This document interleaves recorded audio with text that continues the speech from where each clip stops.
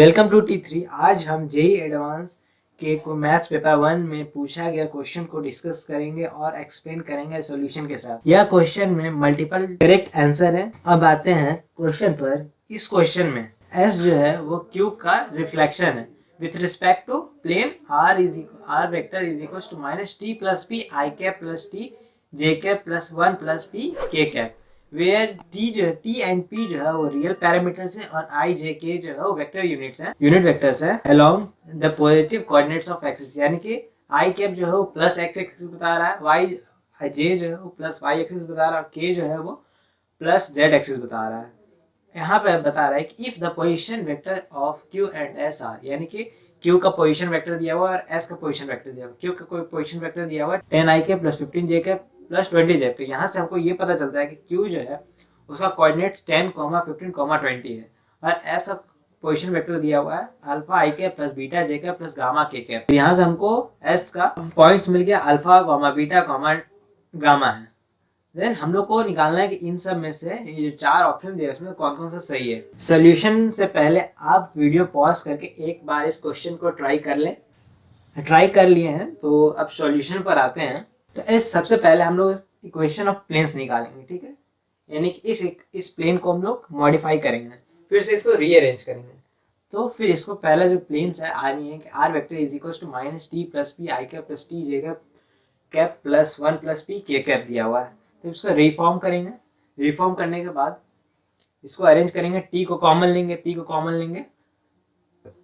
T को common और P को कॉमन लेने के बाद हम लोग को निकलता है r vector is equal to k cap plus t minus i cap plus j cap plus p bracket के अंदर minus i cap plus k cap. अब हम के को इस तरफ लेके गए तो r vector minus k cap आया is equal to t minus i cap plus j cap plus p minus i cap plus k cap. तो यहाँ पर हम लोग को दिख रहा है कि ये एक प्लेन का इक्वेशन हो गया। ये टी के अंदर जो ब्रैकेट के अंदर ये एक प्लेन का इक्वेशन है और ये जो है पी के अंदर वाले को भी एक प्लेन का इक्वेशन है। तो हम लोग को यहाँ पे दिख रहा है कि इसको अगर आप प्लेन मानते हैं, इसके अंदर कोई प्लेन मानते हैं और इसको भी प्लेन मानते हैं, तो हम लोग को यहाँ पे ये फॉर्म निकलता है P1 is equal to lambda P2 plus mu P3 के फॉर्म में ही दिख रहा है हम लोग को। यानी कि हम लोग यहाँ से बता सकते हैं ये जो फॉर्म दे रहा है ये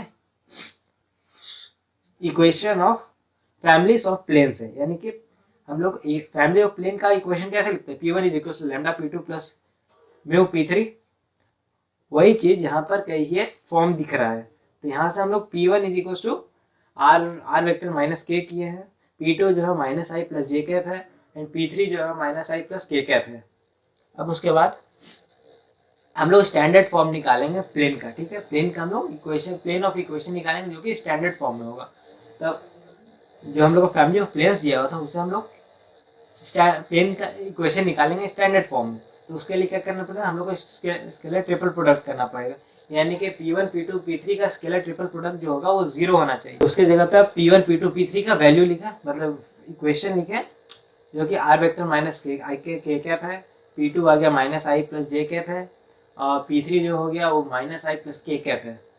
अब इसका स्केलर ट्रिपल प्रोडक्ट निकालें। अब इसका स्केलर ट्रिपल प्रोडक्ट निकालने के लिए इसको डेटर्मिनेंट फॉर्म में किए। डेटर्मिनेंट फॉर्म में x y z minus one 1 0 -1 0 1। अब यहाँ पे एक्स वाई जेड कैसा है, एक्स वाई जेड हम लोग आर वेक्टर जो था ना उसका हम लोग कार्टेशियन फॉर्म लिया एक्स आई के प्लस वाई जे के प्लस जेड के हम लोगों ने इसमें पुट करके यहाँ से ये इसका डिटर्मिनेंट निकाला। अब इसको इस फॉर्म में कैसे किए, यहाँ पे तो इस टाइप से दिया हुआ है। तब इसको कहीं इस तरह से जैसे कि P1 P2 P3 is equal to 0 इसका स्केलर ट्रिपल प्रोडक्ट। अब P1 is equal to A1 आई के प्लस B1 जे के प्लस C1 के कैप है। उसी तरह से P2 भी है P3 भी है। तो हम लोग इसका स्केलर ट्रिपल प्रोडक्ट निकालेंगे। तो यहाँ पर जो पहला रो होता है वहाँ पर P1 का लिखते हैं, दूसरे रो में P2 का लिखते हैं, तीसरे रो में P3 का लिखते हैं। तो उसी तरह से हम लोग यहाँ पर P1 का पहला हो गया x y and z minus 1, क्योंकि यहाँ पर जेड के कैप माइनस के कैप है। यानी कि यहाँ पे के कैप कॉमन लेगा तो जेड माइनस 1 आ जाएगा यहाँ पर, इसलिए डेट्स वाई यहाँ पे जेड माइनस 1 है। उसके बाद फिर यहाँ पर P2 का यहाँ पे हम लोग डायरेक्शन रेशियो लिखे हैं और फिर P3 का डायरेक्शन रेशियो लिखे हैं। अब इसको सॉल्व करने के बाद हमको निकलता है x plus y plus z is equal to 1।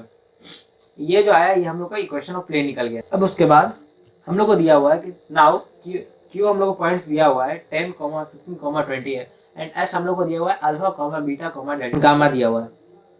तब उसके बाद क्या करेंगे हम लोग, उसके बाद मिरर इमेज फार्मूला यूज़ करेंगे। यानी कि हम लोग को प्लेन दिया हुआ है, एक पॉइंट दिया हुआ, उसका हम लोग को एक रिफ्लेक्शन निकालना उस प्लेन के अलाउ।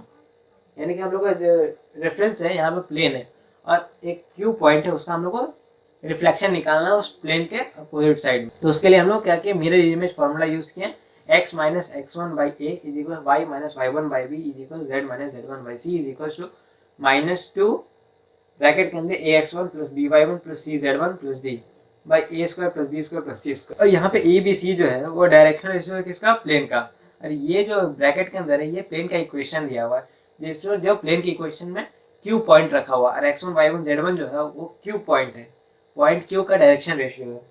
तो अब उसका वैल्यू रखते हैं x की जगह पे, हम लोग को क्या निकालना है, हम लोग को अल्फा बीटा गामा निकालना है। That's why x y z की जगह पे हम लोग अल्फा बीटा गामा रखेंगे, x1 y1 z1 की जगह पे हम लोग क्यू पॉइंट का डायरेक्शन क्यू पॉइंट्स रखेंगे। दैट इज x1 की जगह 10 रखेंगे, y1 की जगह 15 रखेंगे और z1 की जगह 20 रखेंगे। अब उसके बाद यहाँ इसके जगह प्लेन, अब इसको फिल करेंगे इस साइड वाले को, 2, 10 1 इंटू 10 हो जाए, क्योंकि डायरेक्शन रेशियो प्लेन का क्या है 1 है। ए भी 1 है, बी भी 1 है, सी भी 1 है।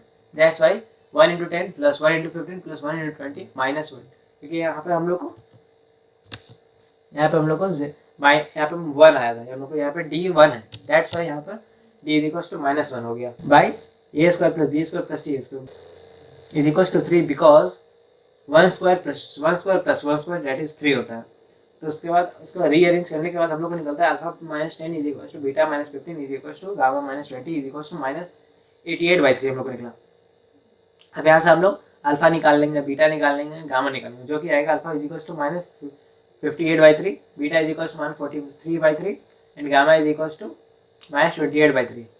अब यहाँ से हम लोग को अल्फा बीटा गामा निकल गया। अब उसको ऑप्शन को सॉल्व करेंगे। ऑप्शन को सॉल्व करने पे 3 alpha plus beta is equals to minus 101 आया and 3 beta plus gamma is equals to minus 71 आया and 3 gamma plus alpha is equals to minus 86 आया और 3 alpha plus beta plus gamma is equals to minus 129 आया। तो अब इसके बाद इसको मैच करेंगे ऑप्शन के साथ। तो ऑप्शन के साथ हम लोग को मैच करने में मिल रहा है 3 alpha plus beta is equals to minus 101 आ रहा है। और हम लोग को दिया हुआ क्या था, हम लोग को था 3 alpha plus beta is equals to minus 101, यानी कि ये सही है, यानी कि हम लोग का ऑप्शन 1 सही है। आगे नेक्स्ट क्या है, 3 beta plus gamma is equals to minus 71 आ रहा है और हम लोग को क्या 3 beta plus gamma is equals to minus 71, ये भी सही है, यानी कि बी ऑप्शन भी सही है हमारा। नेक्स्ट आता है हम लोग को 3 alpha plus gamma is equals to minus 86 आ रहा है और यहाँ पर सी ऑप्शन में 3 gamma plus alpha is equals to minus 86, यानी कि सी ऑप्शन भी हमारा सही है। नेक्स्ट आ रहा है d, 3 alpha plus beta plus gamma is equals to minus 121 आ रहा है और हम लोग को यहाँ पर आ रहा है 3 alpha plus beta plus gamma is equals to minus 129 आ रहा है, जो कि गलत है, यानी कि हम लोग का डी जो ऑप्शन हो गया वो रॉन्ग हो गया, यानी कि डी हम लोग का आंसर नहीं है, यानी कि हम लोग का आंसर हो गया ए बी सी। यानी कि यहाँ पर ये क्वेश्चन सॉल्व होता है। आपको ये क्वेश्चन का आंसर समझ में आया तो शेयर लाइक सब्सक्राइब तीनों चीज़ कीजिए और इसे शेयर करके अपने दोस्तों में भी भेजिए। थैंक यू सो मच देखने के लिए।